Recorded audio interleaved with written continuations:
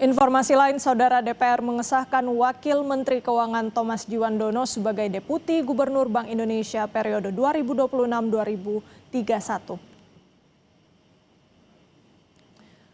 Pengesahan Thomas Djiwandono sebagai Deputi Gubernur Bank Indonesia dilakukan dalam rapat paripurna DPR yang dipimpin Wakil Ketua DPR Saan Mustopha Selasa pagi.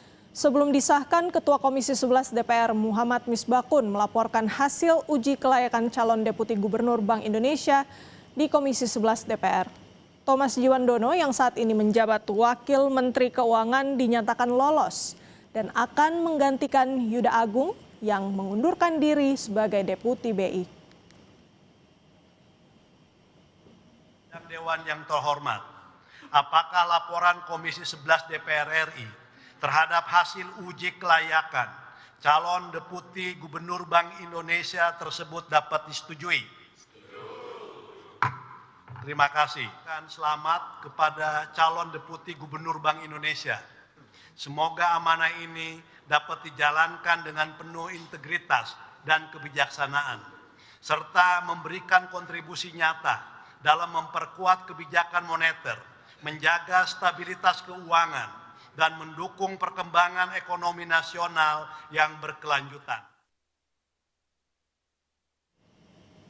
Saudara, pasca terpilihnya Thomas Djiwandono menjadi Deputi Gubernur Bank Indonesia, Menteri Keuangan Purbaya Yudisadewa buka suara soal sosok pengganti Thomas di posisi Wakil Menteri Keuangan. Purbaya mengaku tak tahu siapa saja yang menjadi calon Wakil Menteri Keuangan. Namun Purbaya menyebut Yuda Agung adalah salah satu calon kuat Wamenkyu. Saya nggak tahu, saya katanya mesti nggak boleh ngomong duluan, harus dengerin. Tapi sudah ada nama, Pak? Yang sudah, yang bocoran itu kan yang kita tahu. Betul, Pak? Kelihatannya kan saya sudah ketemu dengan beliau dan kelihatannya sih itu salah satu calon yang kuat ya. Pak Juda ya, Pak, berarti? Ya? Pak Juda. Kelihatannya dia calon yang kuat. Emang ada berapa calon sih, Pak? Saya nggak tahu, kan itu di presiden tahu itunya.